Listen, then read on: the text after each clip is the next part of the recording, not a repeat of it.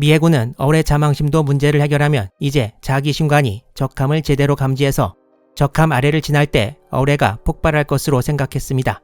하지만 현실은 그렇지 않았는데 어뢰가 적함에 충돌하기 전에 폭발해버리거나 불발이 되는 경우가 늘어났습니다. 일본 함정 침몰 성공 건수는 예전보다 늘어나지 않았습니다. 1943년 3월 19일 미 잠수함 폼페이노가 미드웨이를 떠나 일본 본토 쪽으로 와서 사냥감을 노리다가 항모 쇼카쿠를 발견했습니다. 모든 잠수함의 꿈과 같은 표적인 적 항모를 발견한 폼페이노는 쇼카쿠를 향해 어뢰 6발을 발사했으나 그중 3발이 도달하기 전에 폭발해버렸고 쇼카쿠는 피해를 입지 않은 채 사라져버렸습니다. 미군 잠수함들은 어뢰 폭발 소리가 들렸는데도 적함이 피해를 전혀 입지 않은 듯이 정상적으로 항진하는 것을 보면서 어뢰가 미리 폭발한다는 것을 의심했습니다. 또한 미군 어뢰가 미리 폭발한다는 것을 알린 일본군 통신을 감청하기도 했습니다. 이 사건 이후 마크 14 어뢰가 타겟에 도달하기 전에 폭발하는 경우가 많다는 것이 미 해군 병기국에 의해 문제 제기되고 라구드 소장에게도 보고되었습니다. 이후 다른 미국 잠수함들도 히이오 등 여러 일본 항모를 포착한 적이 있으나 어뢰로 큰 피해를 주거나 침몰시키는 데는 실패했습니다. 이제 많은 잠수함 함장들과 병기국 간부들이 자기 신관을 의심하기 시작했습니다. 당시 미 잠수함 함장들은 전장에서 어뢰를 발사하면 그중 약 10%가 적함 도달 전에 폭발해버린다고 추정했습니다.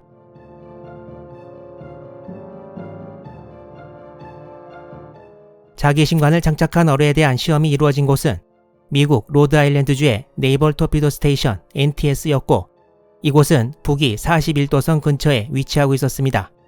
38도선에서 약 333km 북쪽에 위치해 있는데요.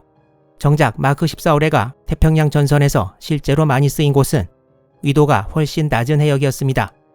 자기 신관은 자화되어 있는 함체로 인한 자기장을 탐지하거나 함체가 항진하면서 지구 자기장에 생기는 변화를 탐지하게 되는데 지구 자기장은 위도에 따라 그 세기가 달라져서 북위 41도에서 시험한 결과와 적도 근처에서의 결과가 큰 차이를 보여주었고 이것이 자기 신관이 태평양 전선에서 제 몫을 못한 이유라고 합니다. 여기서 다분히 기술적인 설명이 많이 나오는데 제가 기술적인 바탕이 없어서 정확히 설명을 못했더라도 양해 부탁드리겠습니다. 이러한 자기 신관의 약점 때문에 이미 영국 해군과 독일 해군은 자기 신관 어뢰를 거의 포기한 상태였고 전쟁 발발 전 라구드가 영국의 무관으로 있었는데 이때 이미 영국 해군이 자기 신관 어뢰를 포기했다는 말을 들었다고 합니다. 하지만 미군은 자기 신관을 쉽게 포기하려 하지 않았습니다.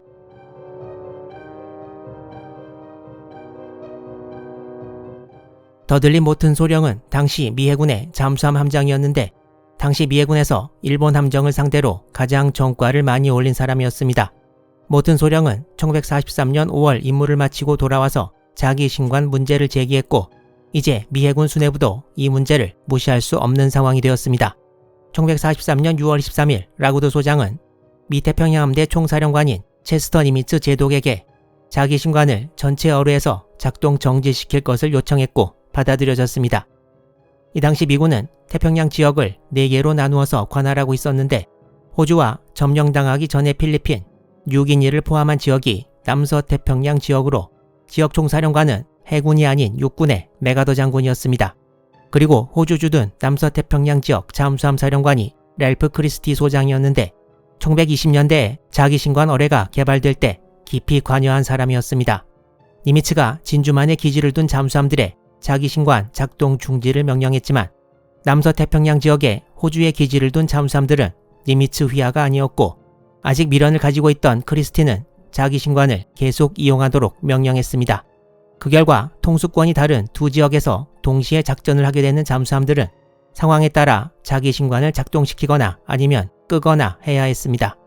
이 문제는 1943년 11월 크리스티의 상관으로 토머스 킹케이드 제독이 부임했고 호주 기지의 잠수함들의 전부 자기 신관의 작동 중지를 명령하면서 일단락되었습니다.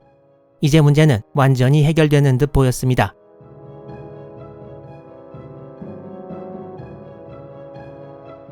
이제 마크 14 어뢰는 자기 신관이 아니라 전통적인 접촉 신관을 이용해야 했습니다.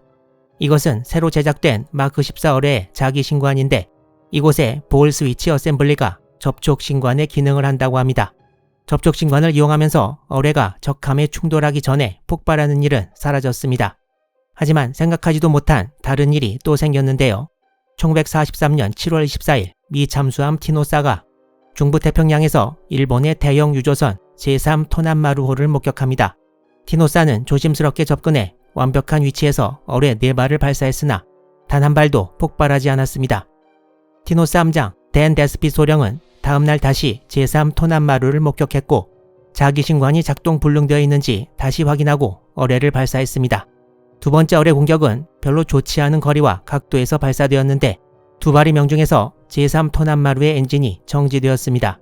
멈춰버린 일본 유조선을 침몰시키려고 완벽한 어뢰 발사 위치까지 다가간 티노사는 총 9발의 어뢰를 발사했고 전부 명중했으나 이 중 하나도 폭발하지 않았습니다.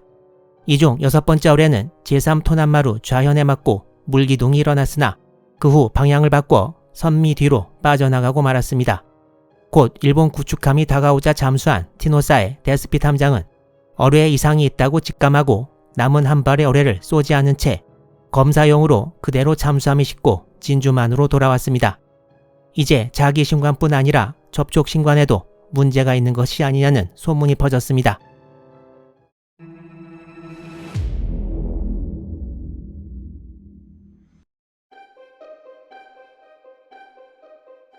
라구드 소장은 접촉 신관에 문제가 없는지 실험해보기로 했습니다. 먼저 어뢰의 탄두 부분에 모래를 채우고 하와이 어느 섬 절벽으로 가서 크레인의 어뢰를 거꾸로 달고 절벽 아래 목표물에 떨어뜨렸습니다. 높이는 타격 시 실제 어뢰 속도와 매치될 수 있도록 정해졌습니다. 여러 차례 실험이 행해졌고 약 70%의 경우에 접촉 신관이 작동하지 않았습니다. 이외에 바다의 잠수함에서 절벽에 어뢰를 발사하는 실험을 하기도 했는데 어뢰가 타겟을 90도 각도가 아니라 다른 각도로 접촉할 때 실제 폭발로 이어졌습니다.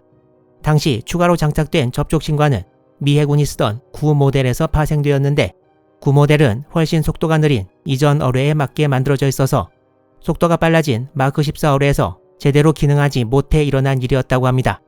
어뢰가 90도 각도가 아닌 다른 각도로 맞았을 때 제대로 폭발하는 것도 이것과 관련이 있었다고 합니다. 결국 이러한 단점을 보완한 접촉 신관이 보급되면서 문제는 해결되었습니다. 이외에 어뢰가 발사 후 원을 그리면서 잠수함으로 다시 다가오는 문제 등도 있었으나 이 문제는 비교적 쉽게 해결되었습니다. 지금까지 언급한 3가지의 문제가 마크 14 어뢰에 관련된 중요 문제였고 이른바 어뢰 스캔들의 중심 이슈들이었습니다. 이 문제들이 해결된 1943년 말부터 마크 14 어뢰는 미군의 효자 노릇을 했고 2차 대전 이후에도 활약하다가 1980년에 퇴역하게 됩니다. 여기서 한 가지 말씀드릴 것은 이른바 어뢰 스캔들은 잠수함용 마크 14, 구축함용 마크 15 어뢰에 관련된 내용을 칭하는 것이고 1942년에서 43년 당시 미군 어뢰가 안 맞았다고 전부 어뢰탄만은 아니고 명중이 정말 하나도 없이 제로였다는 것을 의미하는 것도 아닙니다. 1943년 8월 6일에 벨라만 해전에서는 미 구축함들이 어뢰를 발사해 일본 구축함들을 침몰시키기도 했습니다. 그리고 잠수함용, 구축함용이 아니라 뇌격기용 마크 13 어뢰도 있었는데 여기에 대해서는 이후에 추가로 관련 내용을 다룰 기회가 있으리라 생각됩니다.